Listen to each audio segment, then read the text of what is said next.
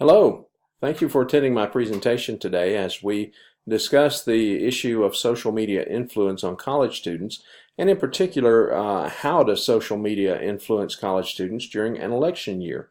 As we've just come off an election year, this has turned out to be quite an important subject on everyone's mind, especially because much of the election coverage was focused through social media in general. My name is Joseph Meredith. Again, thank you for being here today for my proposal. And I am a member of the Social Science 6691 class here in the Masters of Social Science program at Troy University.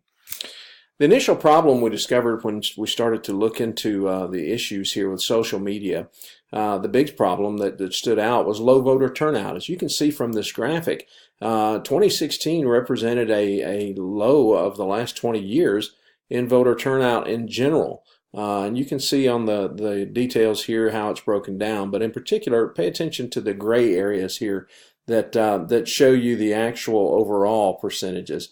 Not necessarily the Republican Democrat breakdown, but the overall.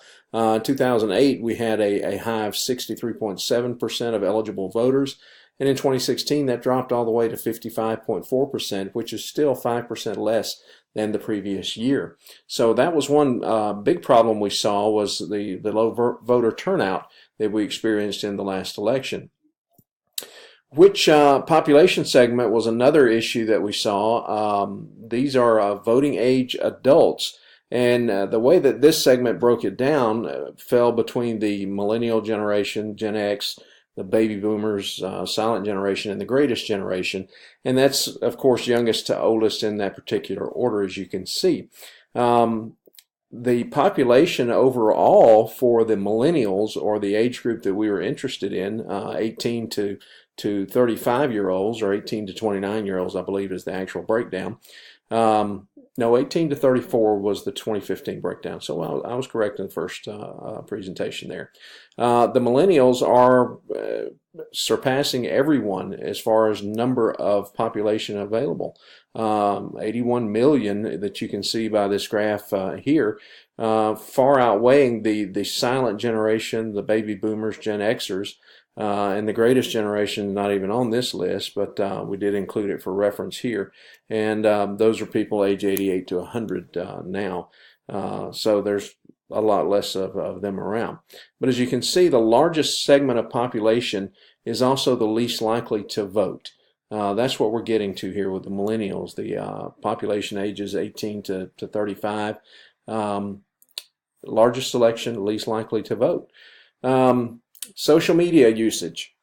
This was the next area we investigated by the candidates.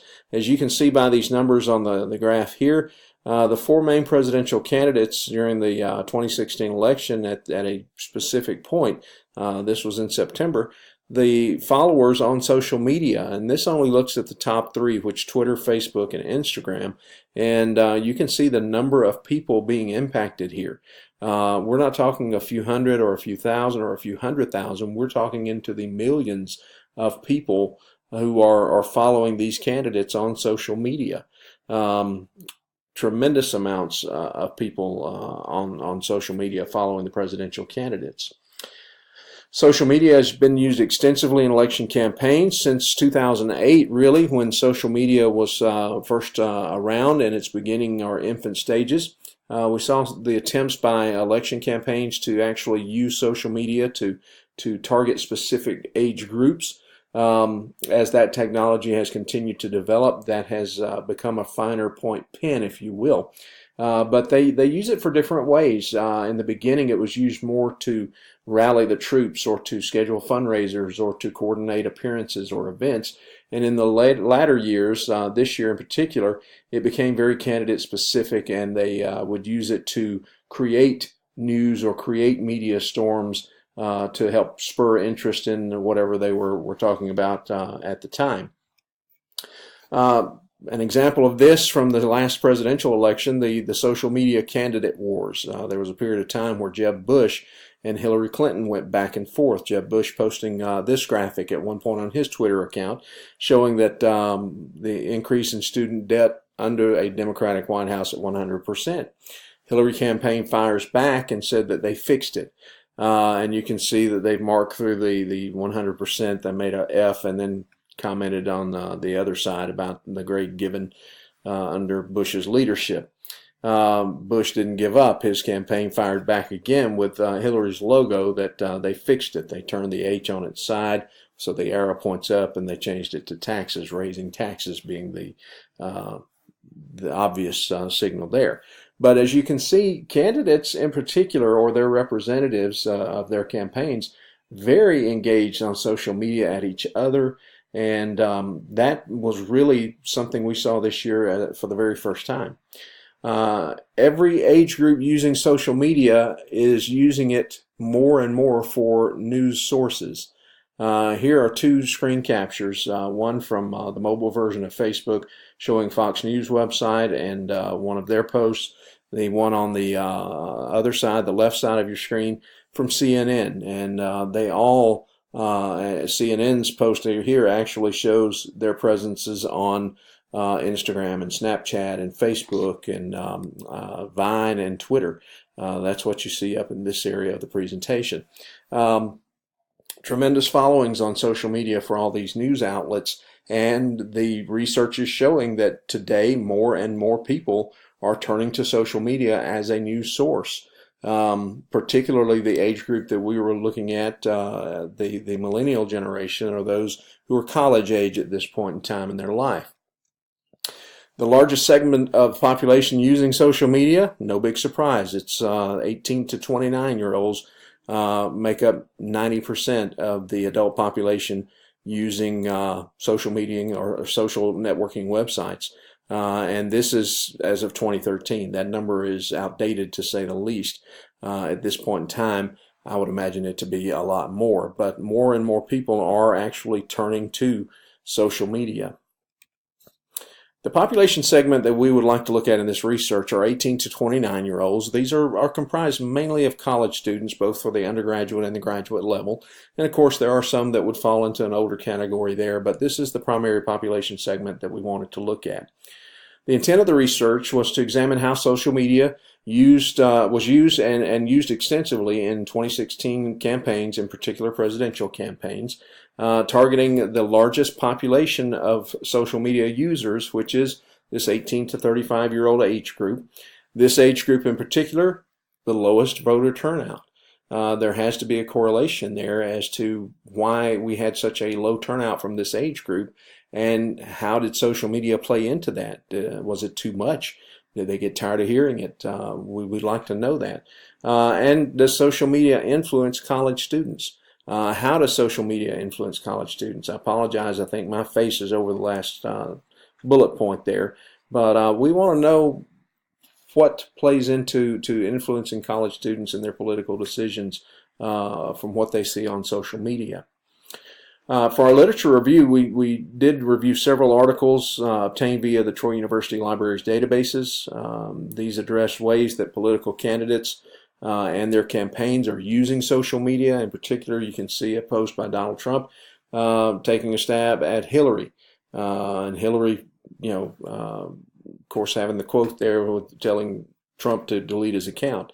And that kind of back and forth, I'm wondering if that T to T in between the candidates played into turning off voters. I know that that certainly has to be an influence at some level.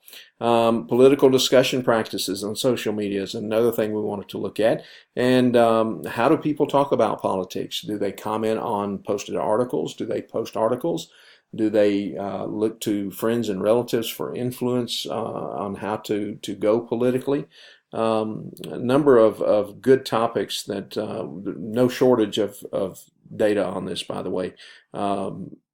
Way too many articles to actually go through all of them at one time, but we did hit some highlights there. The research design we ended up going with was a little different than what we initially thought. Due to the scope of this, we can't survey every U.S. college student or university student. There's no time for that. Of course, and it would cost a lot of money to do so as well. The population of the segment that we wanted to look at is just too large to physically handle. So we opted for the non-probability sampling of the student population, and we narrowed it down to just the colleges and universities in South Alabama. And it is a geographical limitation as to what consists of South Alabama. Specific counties were detailed out, and they do offer a variety of junior colleges, and universities within that area. And we're going to generate a fairly diverse and convenient sample of respondents, we feel like, through this. And we feel that the diverse nature of these college campuses populations will give us an adequate sample to build upon, and if nothing else, will show us the need for further research on a larger scale. The delimitations and limitations, of course, the delimitations include that the respondents replied accurately. The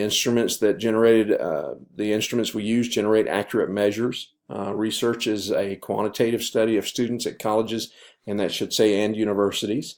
And only students attending colleges and universities in South Alabama are represented within the study. The limitations that participants do answer honestly and truthfully.